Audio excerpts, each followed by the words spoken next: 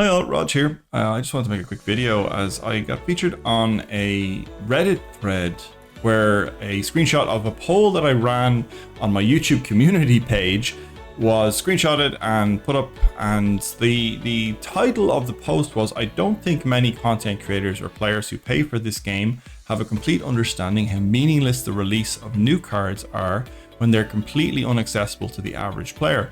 Will I ever get this card as a casual player? Easy answer, 99% no." Now, to be very clear, this is not me attacking the poster, the OP.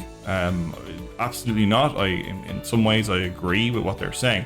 But I suppose what I disagree with it is how they're implying that content creators or players who pay are not aware of maybe the pain or the frustration of new cards being released, because let's be honest, most of us can't afford this stuff. Like, I put 4 options up there to temperature check where people were at, and the one that most people ticked was can't afford either. And the 4th option is still working my way through Series 3, so they're kind of almost the same answer in one way. And while I have completed Series 3, I am nowhere near completing Series 4 and 5, and now that there's 2 more cards, I'm further away again. So I understand their frustration, but I just want to be clear that content creators and even people who pay for this are fully aware of the frustration, the glacial pace. I wrote a comment in it. I kind of put my thoughts down on paper. I thought maybe I'd just record a quick video just to give my broad thoughts and ramble for a few minutes. But I'm well aware of how glacial the pace is. While I did get early access to the beta, I felt that frustration as I progressed through Series 2 and Series 3. You might unlock Viper, for example, after getting credits and then unlocking. And then you're playing against people maybe who had Destroyer or Wong or some other flashy card that you thought was going to make your deck or you hit infinite. But as I alluded to in the post, it doesn't matter really. Like, you're on the same collection level. You're competing. As far as I understand matchmaking, there is a degree of how good you are, but there's also a degree of where you are on the collection track. So you're never really competing against people. I've seen comments in my YouTube videos where people are saying, "Oh, I keep running into people who've got a full Series 4 and 5 and I'm only at collection level 1500. And as far as I'm understanding it, that's just not possible unless that person at 1500 is very, very good, or that person at the full collection level is very, very bad. I think there's no way that those two scenarios can meet in the middle. Again, I'm happy to be corrected on this, but I guess what people get frustrated the most is FOMO in this game, because I suppose we're used to coming from card games. If you've played Hearthstone or Gwent or Magic the Gathering, is everybody can get access to a certain amount of new cards that come out when they're released. Okay, whales will get access to most of them. Maybe people free to play might have to, get access to a certain number and then they grind it out to get the rest of them. But they will get some cards that they can theory craft. The way this works is we get 2 new cards, Sentry and Darkhawk, and the vast majority of people won't even know that they have been released unless they see like some social media post or until somebody plays it against them, which is really kind of the opposite of what we're used to experiencing. So I get that frustration where you see somebody drop, let's say, a Darkhawk in the days to come, and you're like, "Oh man, I'm never gonna, beat this card. This card wrecks me." But I think some of the beauty of Snap, and before people jump into the comments and say, "Oh, stop defending the progression track," I'm not defending the progression track and the way cards are acquired. I hate it. It's really glacial. It's just a design choice that they've gone with. I sort of have made my peace with it. I think there's a lot to be improved. I think the fact that there are collector's tokens now is already an improvement. I would imagine they might even shift that further, maybe increase collect. I don't know what they're going to do with that, but they've already reacted to the community's disappointment with the collection way of collecting cards. So I would not be surprised to see them react again in a different way or in a new way to community frustration. I guess this game is, I want to say, not even 3 months old yet in terms of like general release or being released to the masses. So it's in its infancy, and I genuinely am excited to see where it goes. I play it more than any other game. I think a lot of people do the same thing.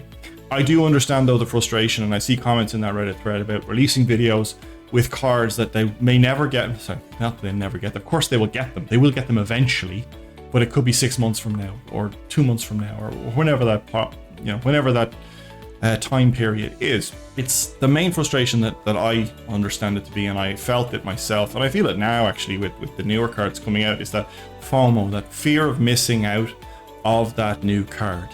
But I think what we have to remember is we can build decks, no matter what collection level you're at, you can build a deck that you can climb with. I just think that there's this perception out there that once you hit Series 3, that's it, you're wrecked now, you're just going to be running into, I just realized my glasses are crooked, I think. That perception that you're going to be running into, people with full collection levels and they're just going to dominate you. But that is just not the case.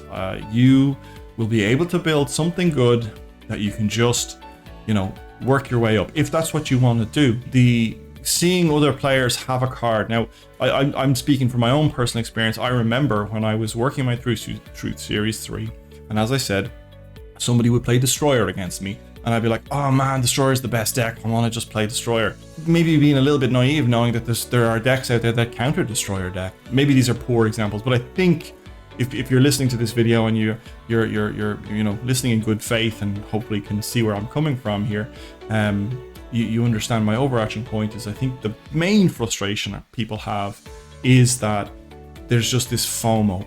People hate this FOMO of not being able to even buy the new card when it comes out. Even if they were a whale, you can't really buy that card unless it pops up in your token shop, or you randomly get it drop in a collector's card. It was just interesting to be tagged in this post.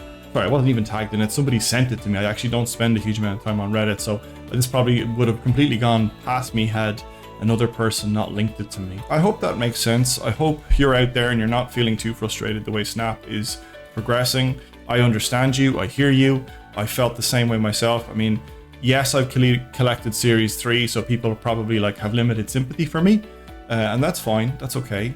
But somebody like me who's completed Series 3 and you're only halfway through it, we'll never compete. So you never have to worry about me playing some meta deck that just has cards that you don't have within reason. Now, I am very bad at the game, so there's probably, if you're very good, there might be a chance that we do meet. I don't know. I have all the collections and I've only ever hit Infinite once. So I often think that the way to hit Infinite is just have lots of time on your hands. Obviously, you have to be good, but sometimes being good is not enough. You just have to be able to play lots and lots of games. Anyway, that's my sort of rambling thoughts on being tagged in a Reddit post. I want to be 100% clear.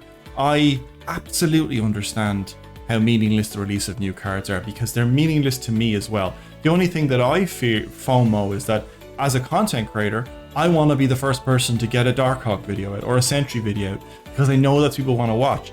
Now, I just have to make my peace that there's just times I still don't have Null. I actually pinned and unpinned Null when I realized Null is actually not that great a card. So, I had that stress moment where it's I need to get a Null video, I also only buy the season pass. I do not spend money on anything outside of that. I have enough gold to buy one of the winter packs, and I might do that. I don't know. I've just collected it over time. Just know that, people are sympathetic. I don't think there's a content creator. And again, I feel like I'm have to stand up. I'm not standing up for content creators here, but maybe in some ways I am. I think that we're not ignorant. We have gone through the same experience that you have. Yes, we did it maybe a month ago, 2 months ago, 3 months ago, whenever we got access to the beta. So we understand, and it's funny, these conversations just are going to keep coming back around. New players are going to join in January, new players are going to join in February, and we're going to have this ongoing. It's really up to the Second Dinner team to solve this issue. If you do, I've yet to see somebody put something down that's this is how they can solve this. This is what they should do. If you've got some good ideas, please leave them in the comments down below. If you've made it this far and you like Snap content and you like an Irish Snap content creator, don't be afraid to hit that subscriber button. Hit the like either way, and I will catch you in the next video.